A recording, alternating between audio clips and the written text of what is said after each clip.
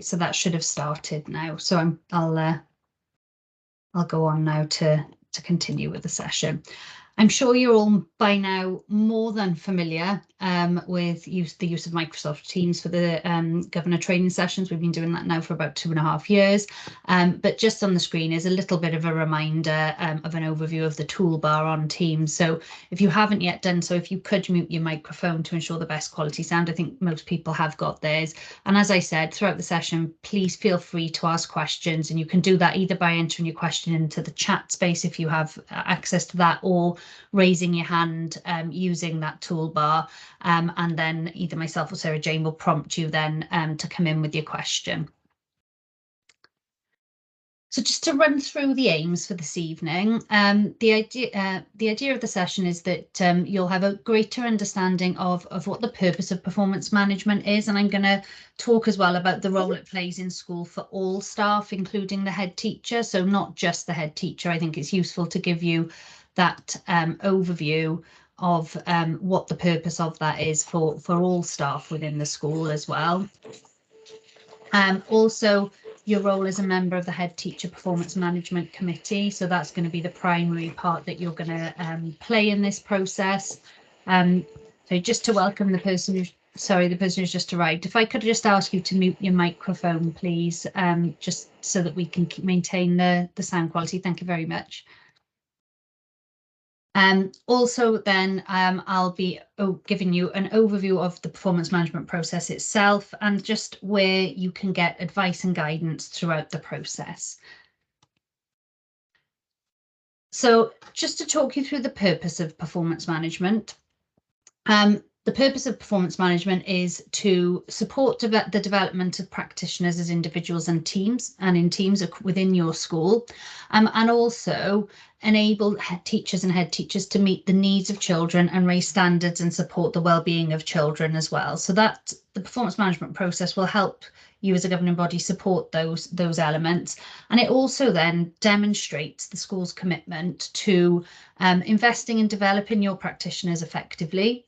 Ensuring job satisfaction through performance management. People have a much greater understanding of what the purpose of their role is, how it fits into the school. I'll probably talk quite a lot about that sort of golden thread element, and that just helps support staff, which then also aids towards that job satisfaction.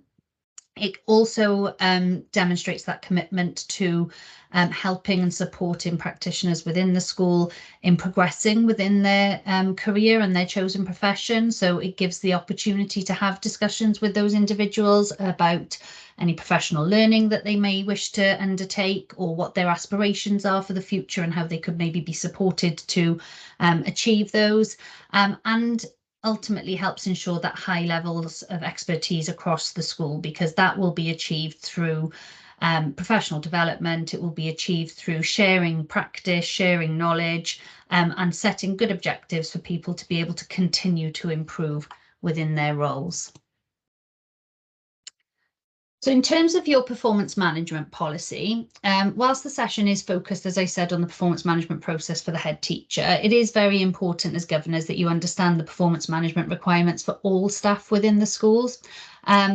You as governors are responsible for agreeing your school's performance management policy itself, which we have got a model performance management policy that has been recommended to schools across the entire region. So all 5 local authorities are recommending the same performance management policy. And under the School Teacher Appraisal Wales regulations, which the policy aligns to, it is a statutory requirement to undertake performance management with all teachers who are employed at your school. So that includes the head teacher and the deputy head teacher and any assistant head teachers as well. And like I said, that is a statutory requirement. You might be aware of some changes in the last couple of years to the school teachers pay and conditions document that means that there is no longer a direct link between performance management processes and pay progression for teaching staff. However, that does not remove the requirement to undertake the performance management process itself. They are 2 separate processes, and there is still an expectation, a statutory requirement that does take place. And there's just a couple of exceptions to the rules, and there isn't a statutory requirement to undertake performance management with any teachers who are employed on a contract of less than 1 term. So if you put a fixed term contract in place for a very short period of time, or you've got those agency staff within the school, there's no requirement for you to undertake performance management with them. Also, there's no requirement to undertake performance management with teachers who are undergoing their newly qualified teacher induction, because effectively the induction process itself is a type of performance management process, so you don't need to be running the two concurrently. There's a very set process for NQTs in order to sort of assess their performance over that year.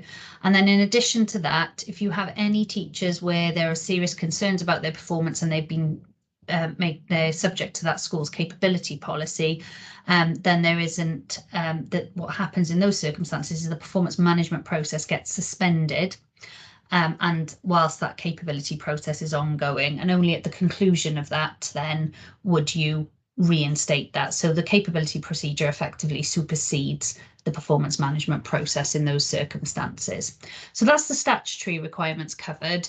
However, obviously you'll have a large group of staff within your school as well who aren't qualified teachers under those school teachers appraisal Wales regulations, and it is highly recommended and considered to be best practice that performance management is undertaken with them as well. They do make up a large part of your staff, and I think it's just really important that they have performance management processes, that they are set objectives, and they understand how their role contributes as well to the rest of the school, to make sure that your whole staff team are all working towards the same goals.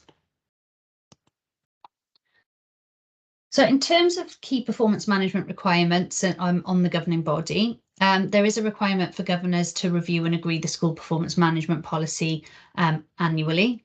As I said earlier, we have got an agreed, regionally agreed model performance management policy, which has been sent out to school and that's been recently updated in the last 12 months. So you should have all fairly recently received that in the last 12 months as the recommended policy. You're also required to determine the timing of the appraisal cycle for the head teacher. So it'll normally be for 1 year, and in line with the appraisal regulations, it needs to begin after the 1st of September and before the 31st of December, unless there are very specific circumstances where the local authority and the governing body agree otherwise. So what I would say is, obviously, if you are member of that performance management committee, you can expect in this autumn term that there will be a meeting of that appraisal committee in order to be able to start looking at the performance for the previous year for your head teacher and setting new objectives for the next year. There's a requirement on governors to appoint an appraisal panel to undertake the head teacher performance management, and I'll touch on that in more detail later. And to ensure that head teachers' performance management is carried out in line with those statutory requirements. And also what you can expect is you can expect reports from your head teacher as well to advise you on the statutory requirements, to making sure so that you can make sure that your teacher's performance management is also carried out in line with statutory requirements within the school. So that doesn't involve any reports on what the outcomes of those are. It's just a report back from the head teacher to confirm with you that the performance management processes have been undertaken with all teachers. When you're setting your cycle, just picking back up on that bit, one thing that it's worth sort of taking into consideration and speaking to your school improvement partner about is ensuring that those timings link wherever possible with the school's planning cycle. So where you're undertaking sort of, looking at the school development plan processes, that will help a lot with setting objectives for the head teacher. And obviously the availability, making sure that whatever data you feel you need in order to be able to assess previous year progress against objectives, that would be available for you within that cycle as well.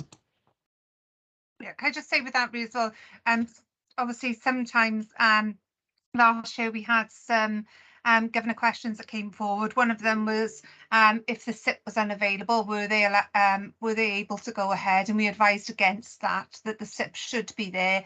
And also if the panel wasn't quorate, for instance, if there was one member, could they still go ahead, and we advised against that as well, and set additional days then.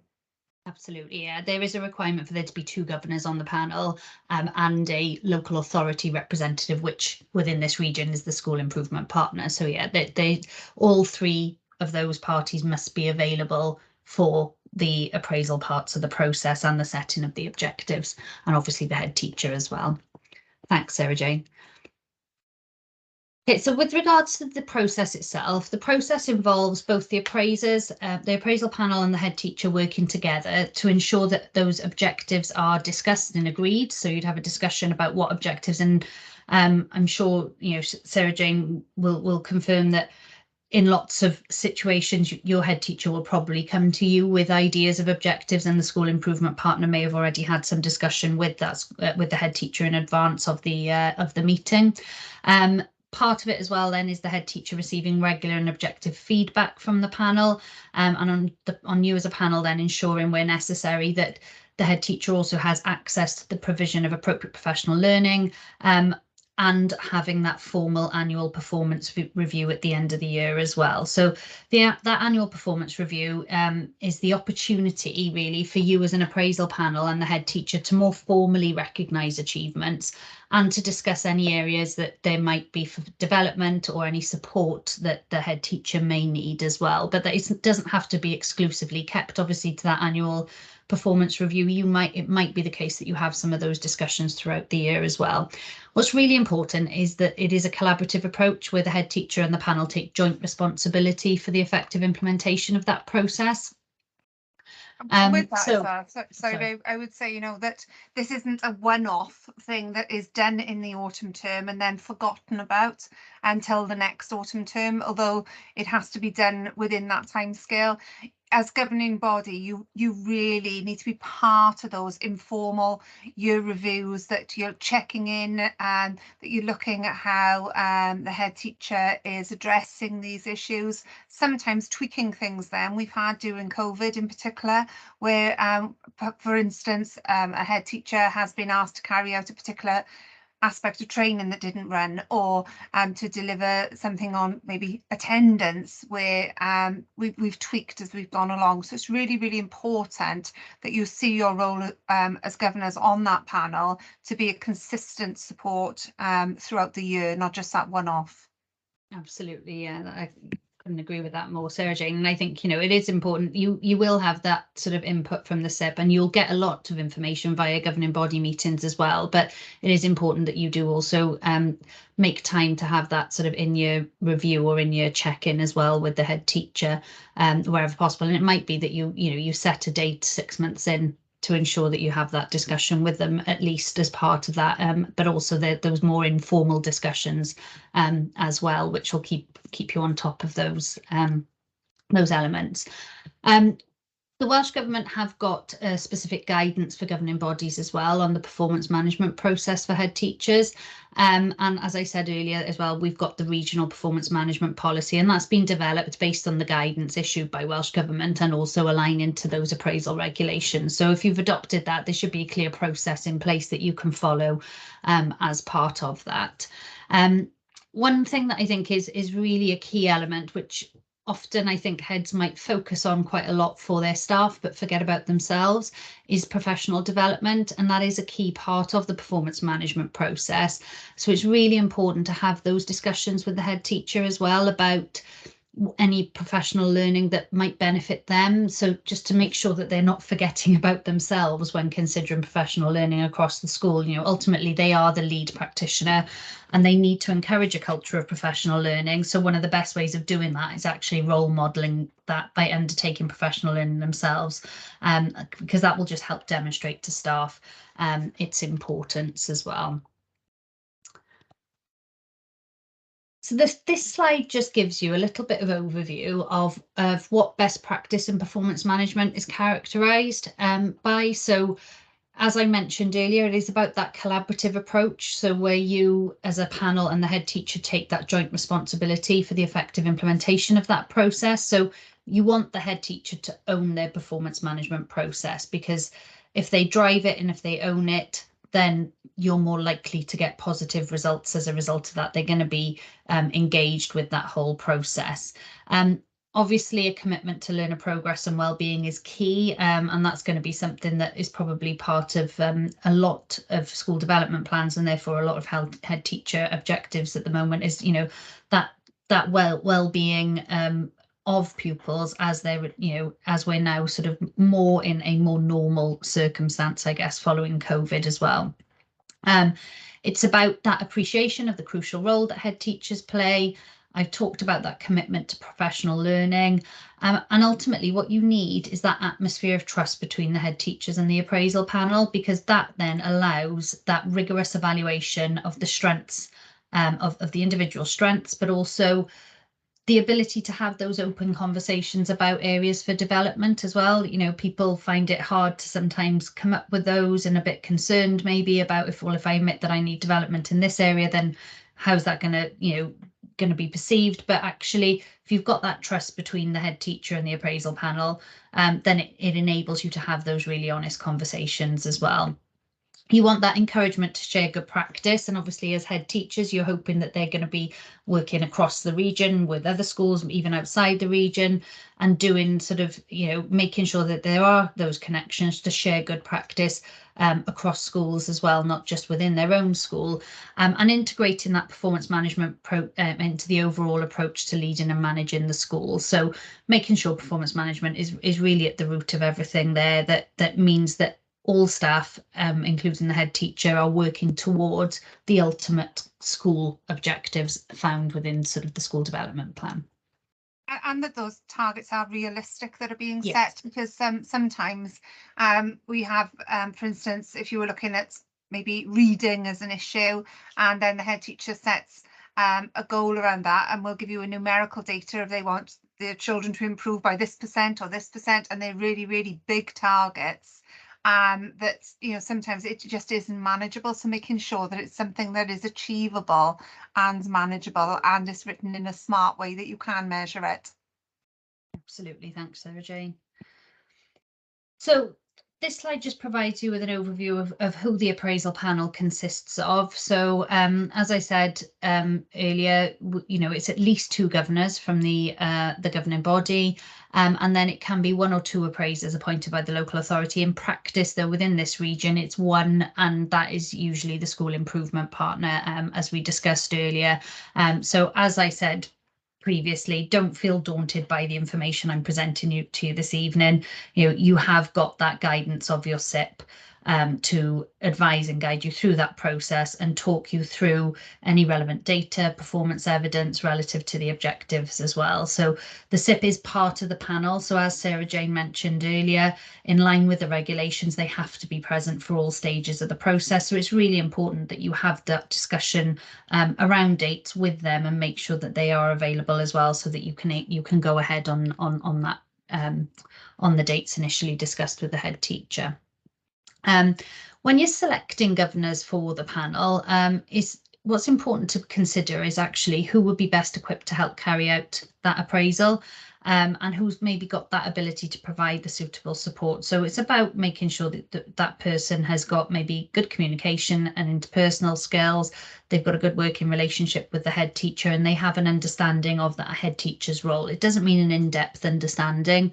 You know, appreciate as governors, you might not be from that background. You are volunteers. You're not going to be in a position where you're going to be able to have that in-depth, but just, you know, that basic knowledge about the head teacher's role and the school development plan. So making sure that as part of your appointment to that panel, you familiarise yourself with the performance management process and also the school's development plan, and also any sort of professional learning plans and the budget associated with that. The only restrictions in terms of membership of that panel is that no member of staff at the school can be appointed as an appraiser of the head teacher. So in terms of the requirements on the appraisal panel, these are the key requirements of the process. So there's the meeting with the head teacher to undertake that annual performance review and agree the objectives for the next cycle, which is the meeting that normally takes place in the autumn term. To maintain that annual cycle of performance monitoring and review. So you will be looking at data throughout the year, maybe having those informal discussions throughout the year, maybe setting a meeting partway through the year with the head teacher to talk about progress against those objectives and are they still relevant. Also, you want to be in a position where you're looking at that school performance data, or you're looking at the data that is relevant information to those objectives in preparation for the performance management review meeting. And whilst it's not essential, it is recommended that you meet together as a panel prior to the meeting with the head teacher so that you can talk about the arrangements and review any evidence that you want that links directly to those objectives. Ultimately, your role is, you know, that critical friend. It's about supporting, but also that level of challenge as well, I guess, to the head teacher, just to make sure that they are, you know, that you are satisfied objectives have been met. That the evidence is there to back that up, and that you're also doing everything that you can in order to support that head teacher in progressing with those. I just make reference to the data as well, obviously, because your role as governors has significantly changed in the data that you're presented. In the past, as part of the data, you'd be looking at comparison data, how the school's performing against other schools across Wales, across the local authorities. We don't have that information, and we're not using data like that. So it's a shift really of how we interpret that data. So it's looking at the progress that children have made, maybe trends within the school, rather than looking at percentages and comparison data that we used to look at. So you'll be looking at really a broad range of feedback from assessments done across the school, rather than the hard data sets that we used to use. Thanks, Sarah Jane. So, are there any questions so far? Just to check, I can't see the chat, so I just want to double check if we've got any questions at all from anyone at the moment. There's nothing in the chat tree, and I haven't seen any hands up. But please, if you do have a question, use the hands up function or write it in the chat, and we can stop and address it. So just going to touch on the leadership standards. So the leadership standards sort of underpin some of the performance management process, but they're not sort of a checklist as such. So there's 5 standards which are supported by a range of descriptors, which are there for practitioners to explore in a developmental way. So the leadership section of the professional standards will apply to head teachers. So it is useful to familiarise yourself with this. You should receive a copy of the slides following the session, and there's a link on there to those standards. And what these do is they show what sustained highly effective practice looks like, and they provide that focus for that sort of career-long professional learning. So they can, you know, it's good to sort of consider when you're setting those objectives, how do these relate to the leadership standards? And there is an expectation of the terms and conditions for teachers, which would include head teachers, that the head teacher continues to meet the professional standards as part of an overall assessment of performance. But like I said, it's not a tick box exercise. There's absolutely no expectation, and it wouldn't be considered best practice to go through all of those standards to make sure that they are sort of ticking them off as such.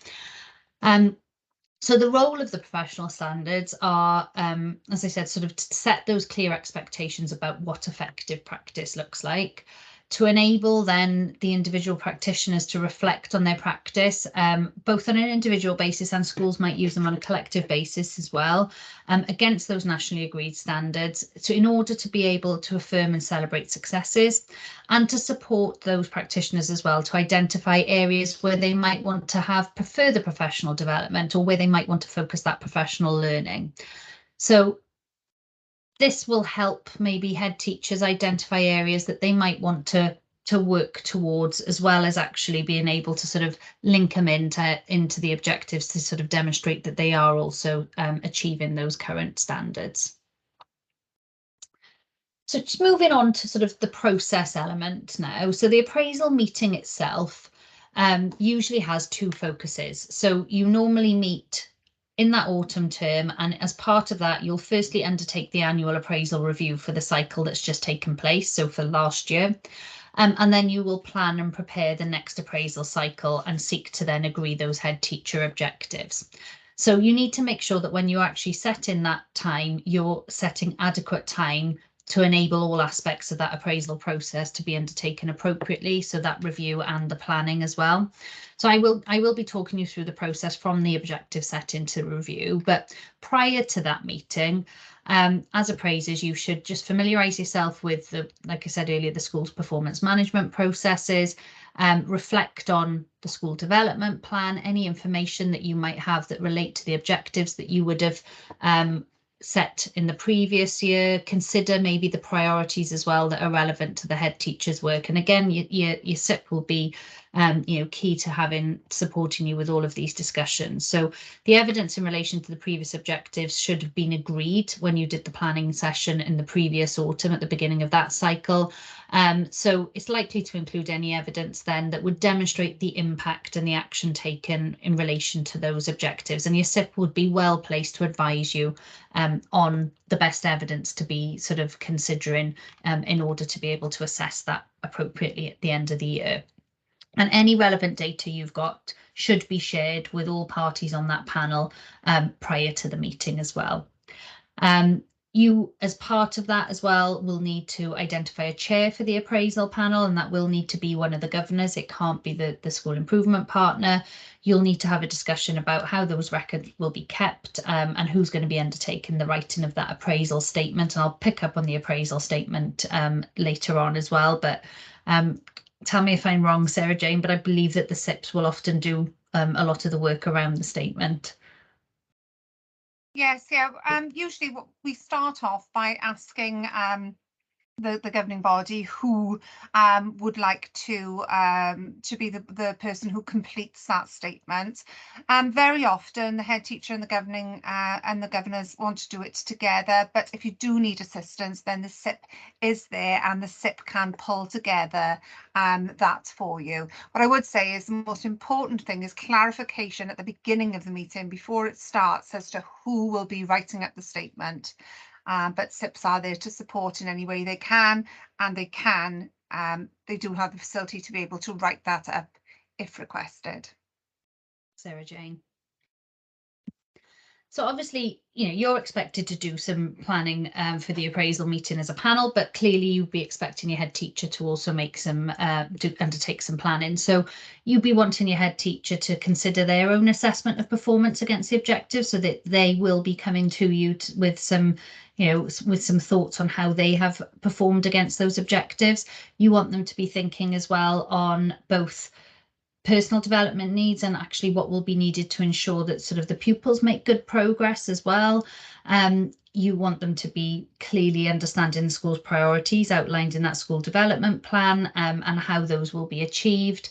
And also for them to start considering actually the professional learning that they might have attended over the last 12 months as well.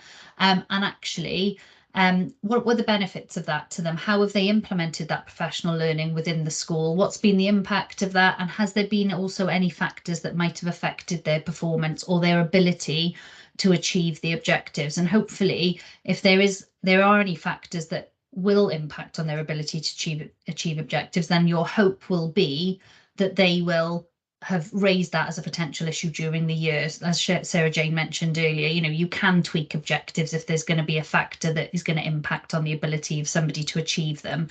So it's really important to have those conversations. And also then you would be hoping that they've considered any possible objectives for themselves then for the next cycle. So this is just so that you're not having to listen to me sort of talk at you for the evening. Just for you as governors, what kind of information, if you can enter into the chat or pop your hand up to put some thoughts forward, what kind of information do you think you would maybe use to inform the performance management process?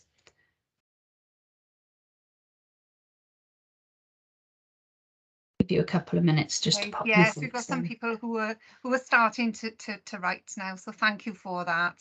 Thanks. Thank you.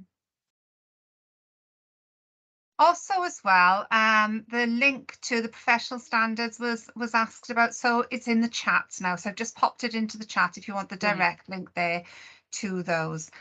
Yes, so Catherine Evans has said school development plan.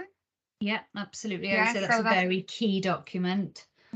Yes, that's really crucial that the school development plan is part of it, because the structure you would hope to see then is that the head teacher has a specific area that they are looking at in their performance management, and then in good practice you would also see that the teachers then have performance targets as well that are also linked to the school development plan.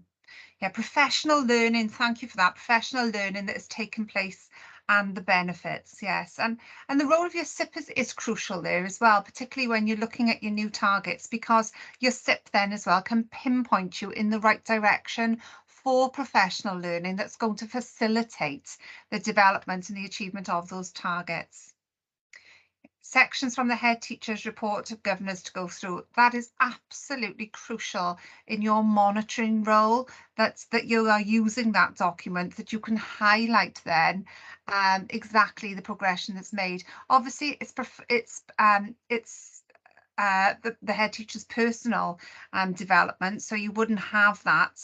That's a confidential document, so you wouldn't make reference to the head teacher's performance management in that document, but it really does give you a really good indicator of how the school development plan is proceeding and the progress that's being made. Okay, some others, yeah, what needs to be improved? Yeah, self-evaluation reports, yes, and the self-evaluation report, as we know it, has changed significantly over the years. So whereas in the past we had a very tight document, we are now looking at the sorts of monitoring and things that have gone on in the school that are giving us the information of how the school is going to progress and the way that we're going forward. Really good examples there, thank you. We also have a hands up, so let's just have a look. We have Chris, who's a guest, I believe. And do you have a question for us, please? Well, not a question. I was just going to add maybe performance with national priorities as well. Yes, yeah, absolutely crucial. Thank you for adding that in. That's a really valid point. Thank you. Yes. Thank you all. That was really useful. So I've just got sort of a general overview there on the screen, which a lot of you have covered off, I think, you know, in the suggestions. If we were playing bingo tonight, I think it would be a full house there, wouldn't it? My word. I think we've covered every one of them. So that just, I mean, you know, it's not an exclusive list, but it just gives you an idea, and you know, there's all sorts that you could be discussing with the head teacher as far as what you might need to use for evidence, and it will be very dependent on the objectives as well. But certainly that school development plan, you know, and the documents that you've referred to, you know, are absolutely key as part of this process. So just these key question slides are just little prompts for you when you get this this presentation following on from the session, just prompts for you to be thinking about when you are sort of preparing for that appraisal. And so I'm not going to run through the slide, they're just there to give you those prompts following on from this session. So moving on to setting objectives, obviously this is a key part of the performance management process, because how do you know what you're going to be assessing if you haven't set appropriate objectives? There is that regional policy, as I said, that is in place that has been commended to all schools across the region. And within that policy, it does state that teachers, including head teachers, should have no more than 3 objectives each performance management cycle. That's, you know, that's sort of limit there. However, obviously, if your head teacher has and comes to you with more than 3, and you have the discussion with them that it is achievable, then there's absolutely no reason why you can't. It's just that you cannot insist that they have more than 3 objectives as part of that process. And one of those objectives is likely to sort of focus around that professional learning. So setting objectives, it doesn't mean itemizing every activity or task, but it's about picking out the key expectations and the developmental priorities for the head teacher.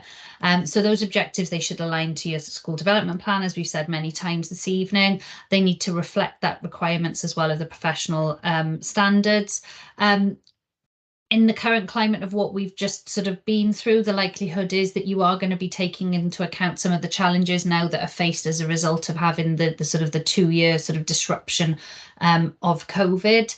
So you might want to consider objectives around, you know, the school moving forward, following on from that. You know, any objectives focused on pupil progress data, you know, that might not still be appropriate at this point in time. So, and as Sarah Jane mentioned earlier, you know, the focus on sort of data and that kind of thing has very much shifted. So you do need to take that into account when you are setting objectives. And again, you know, discuss that with your head teacher, involve the school improvement partner in those discussions as well, just to make sure that that information and the objectives that you are setting are really relevant to the position that your school is in at that point in time. As I said, one of the objectives normally focuses around the professional learning, so it's really important to take into account the head teacher's professional aspirations as well, and that professional learning is a key part of the new those professional standards. So having a discussion around how learning that they might access will also benefit the school is really a focus that needs to be discussed as part of the objective setting. So your objectives need to reflect sort of school leadership and management, the job description for the head teacher, any sort of relevant whole school or team objectives as specified in that school development plan. We've talked about national priorities, professional aspirations. So like I said, it's not about itemizing every activity, it's picking out those key expectations and developmental priorities and having that discussion, because wherever possible, you know, you want to be agreeing these objectives with the head teacher. You don't want to be setting those objectives for them. You want them to be fully involved in that and ultimately coming to you with ideas about what their objectives should be as well. So when you're discussing setting objectives with the head teacher, some of the sort of key questions to consider are, what exactly are you trying to achieve? So what will be the impact of that objective within the school? And the more specific that agreed description of the objective is, the more chance you'll get what is needed. So how it's written is also quite important. You also need to consider how you will measure it. So what is the success criteria? So it's really important that the head teacher and you as the panel can identify what the impact will be and what impact you'll see, what outcome you need when that objective is met. So there's a clear evidence base. So you might want to break that objective down into measurable components. Also, what will need to be done to get there. So have a discussion about what kind of actions the head teacher will take in order to achieve that objective, and how will you assess if progress is being made. So that links into that monitoring and the evaluation and that regular discussion throughout the year and the reporting back. So one of you mentioned earlier, you know, those sort of sections of the head teacher report, and some of that will give you some of that ability to monitor throughout the year as well. You want the objectives to be challenging but achievable, and they need to be aligned to the needs of the school and the head teacher so that they can contribute to learner progress and well-being effectively. So as we said earlier, you know, ideally agreed, but having that question as well, how does it contribute to the actions and success criteria in the school development plan, sort of brings that circle together and really ties it together. And again, these are those key question prompts for you when you're sort of going through the setting of objectives. You might want to reflect on some of these questions as you go through the process, and one for the professional learning there as well. So moving on to the monitoring part of the process. So the arrangements for monitoring performance against the objectives will be discussed and agreed as part of that planning meeting. And these should be recorded by the appraisal panel. And within the policy, there are a number of different template documents that you can access in order to record objectives and what monitoring has been agreed, as well as that appraisal statement at the end of that cycle. So what you're looking to do is including a variety of methods for that monitoring of the performance. So that, again, you know, we've talked about sort of head teachers reports in relation to progress against the school development plan.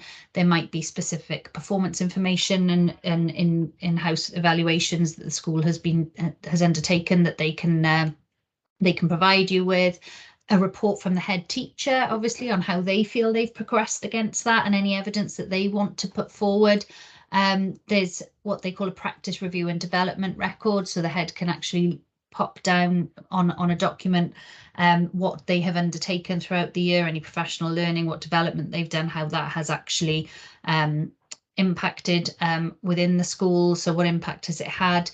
And again, your SIP is there to be able to advise you on the most appropriate monitoring procedures to be put in place, as well as the head teacher and that discussion with the head teacher about actually what's the best way of us being able to measure whether there's progress being made there. So as I said earlier, you will need to record whatever is agreed for the monitoring in that statement of objectives. And what you want to make sure you're doing is actually monitoring them throughout the year. So the expectation is that the head teachers will keep that progress under review throughout that year to ensure that it is that active and collaborative review of progress. So that can be through informal in-year discussions, just as a means of keeping that progress under review and ensuring that the head teacher is supported as well. And again, just some key questions for you there for you to sort of reference at a later date on that ongoing review. One of the questions I had last year was that if the SIP is a member of the panel, does the SIP need to be part of the monitoring check-ins? And that isn't the case, is it, really? That the governors will be doing the check-ins and the updates, but the SIP will be there for the initial meeting and then the end of year review, which is often the same meeting. Yeah. So it's the statutory parts of the process that the SIP's required to be as part of, but those on the appraisal panel can, of course, meet with the head teacher and have that discussion mid-year without the SIP present. That's fine. So the annual performance review, as we've already touched on, is usually takes place in the same meeting as that objective setting, so it's usually the first part of that meeting, and this is normally the purpose of this meeting is to consider that extent to which the head teacher objectives have been met, determine whether there's been that overall successful performance in relation to the professional standards, and then talking about and agreeing with the head teacher any sort of professional development needs sort of that they may have. So the date on which an appraisal review is to be held will be determined by that appraisal panel in discussion and agreement with the head teacher. But there is a requirement to give at least 10 school days notice in writing to the head teacher of that date. In practice, that's going to be a mutually agreed date based around head teacher and governor and SIP availability. So, it's very unlikely that you'll be setting a date that somebody won't be able to make. It's normally sort of agreed via email in advance. So that performance review, you're looking at assessing that evidence that you've got and making that determination against each objective around has that head teacher met the objectives for that cycle, and what is the evidence that tells us that, discussing any benefits of the professional learning undertaken and any factors then that also affected performance. And again, there's just some key questions there then for you to sort of look back on at a later date if you want some prompts. So following on from the review process, there is a requirement to record that performance management process and have that appraisal statement that we've referred to earlier. So what the appraisal statement does is it records the main points made at the review meeting and any of the conclusions reached, i.e. has the target as the objective been met, partially met, not met. Normally those are sort of the three options that you will look at, and any sort of factors then that need to be noted in relation to those. That there's also a statement within that appendix in the policy to record the new head teacher performance management objectives as well. And there's an annex summary then of any professional learning needs and an indication of how those might be met, and a document then as well to arrange for the arrangements for monitoring and review and progress. So there are a number of separate documents that will need to be completed. And the best, as Sarah Jane mentioned earlier, the best thing to do is to agree who's going to be completing those documents at the beginning of the meeting, so everybody's clear. And for all of those, there are templates included within the performance management policy. As I said earlier, I mentioned at the start of the session, the removal of that link between performance management and pay progression. So that's now it's no longer a requirement to have the performance management process and ensure that successful performance management process in order for the head teacher to progress to the next point on their pay spine. It's now assumed automatic unless there is a situation where performance has been deemed unsatisfactory in respect to the previous year. And in those circumstances, that would be the only circumstance where there would be a recommendation made by the panel that there should be no progression. In those circumstances, though, it shouldn't come as any surprise, and the individual would normally be in the process of a capability. So unless you're in that situation, then it would be an automatic progression and there wouldn't be a requirement for you to make any kind of pay recommendation to the pay review panel in relation to pay progression for the head teacher. It's not moving forward, sorry. There we are. So as we said, following the review meeting, that appraisal statement needs to be completed. So within 10 days of that appraisal review meeting, the head teacher needs to be provided with that written appraisal statement, which records the main points of discussion between the appraisal panel and the head teacher and the conclusions reached. And as I said, there is a template for that within the policy. Following on from that, then the head teacher can add any comments that they want to within 10 school days of receipt of that. So with it be ultimately within 20 school days, you should be seeking to agree the wording of that final statement and finalise that statement. Once that's been finalised, it is obviously a personal and confidential document within the provisions of the GDPR regulations. So copies should only be provided to the head teacher, to appraisal panel members, and the chair of governors is obviously, if they're not on the appraisal panel, is also entitled to see that. And they should, but this document should only be accessible to those people, but it should be kept in school for 3 years securely. It can also be provided on request to the pay review panel, to Eston and the Chief Education Officer, so your Director of Education. The only reason the pay review panel would be entitled to generally request that is if the recommendation that you have made is for them not to progress, because they would need to see some kind of evidence to be making that kind of decision. So it's highly unlikely now, with that removal of the link between pay progression and performance management, that the pay review panel will need to have any access to that appraisal statement. So it'll only be in very rare circumstances there. There's a question from Caroline gone into the chat saying, can the internal audit see the documents? That's a very good question, Caroline. I'm not sure. I guess it would depend on what the reasons for needing to see the documents would be. I mean, quite often I know with Eston as well that, you know, performance management documents can normally be redacted. So that would be something I'd need to check on and get back to you really in relation to GDPR. I'm not 100% certain on internal audit because they're not mentioned within the Welsh Government guidance on head teacher performance management as a party who could.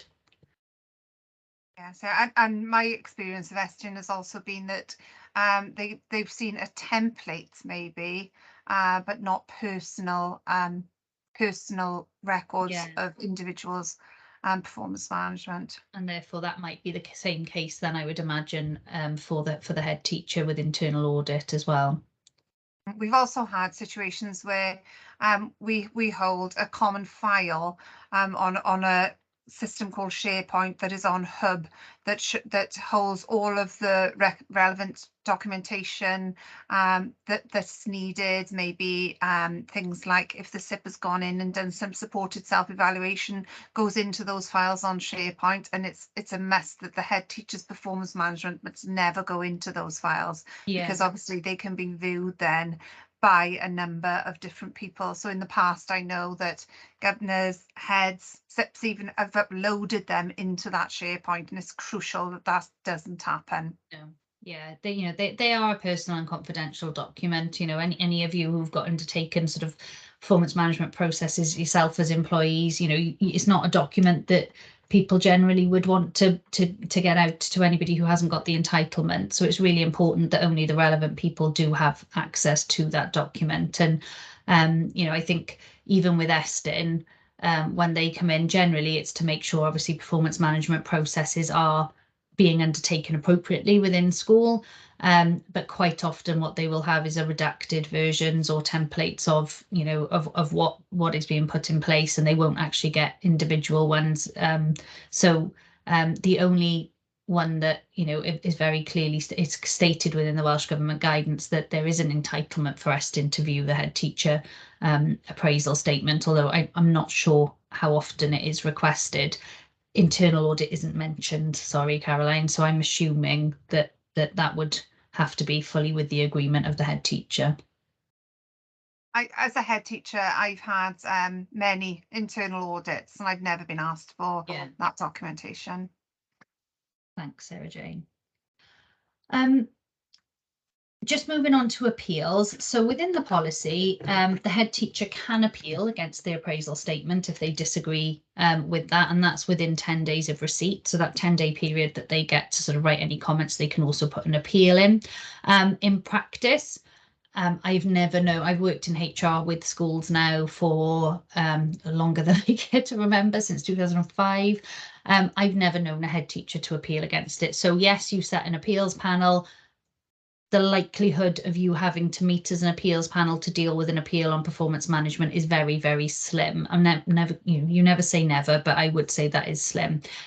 However, an appeals panel has to be set as part of your AGM, and that should comprise of 4 members, which would include the chair of governors if they weren't part of the initial appraisal panel, and 1 other governor, or if you've got a school with a religious character, then you'd have a diocesan appointee as well, and 2 members appointed by the local authority as well. So this might be another SIP. What you can't have is any person who participated in the initial appraisal panel. So if it's going to be a school improvement partner, it will be a different one to the one allocated to your school. And also, again, there's no teacher or any other member staff at the school who can actually be on that appeals panel. And in terms of what the appeals panel can decide, their remit is actually deciding whether an appraisal was carried out in a satisfactory way. With the agreement of all of the appraisers, they can amend the appraisal statement, or they can order that a new appraisal is carried out if they don't feel that it was undertaken in a satisfactory way. And where that happens, then all of the appraisers on the original panel must be replaced. And then the appeals panel must determine which part of those appraisal procedures must be repeated. What the appeals panel can't do is they can't determine new objectives should be agreed or set, and they can't determine any revisions to those objectives agreed or set. So it generally is going to relate to the review of the previous cycle, rather than sort of any objectives set for the coming cycle. And just the final slide on managing underperformance.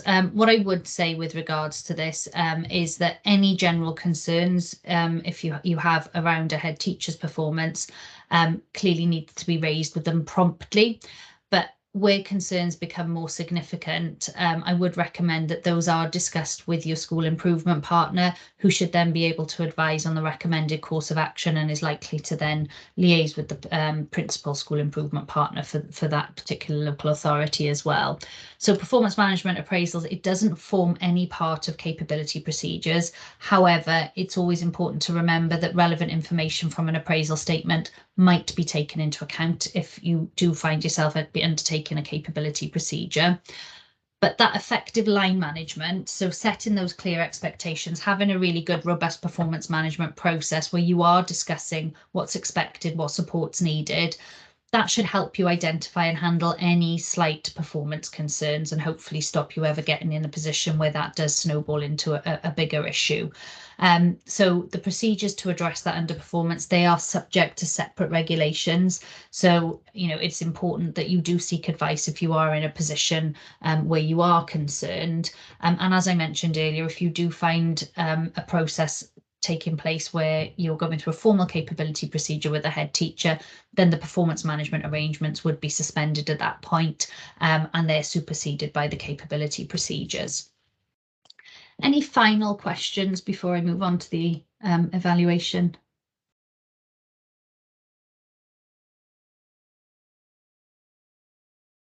Okay, nothing in the chat. No. Okay, thanks. Okay, well, thank you. All that I have left now to say is really thank you for attending this evening. Diolch yn fawr. Hopefully you found this session useful.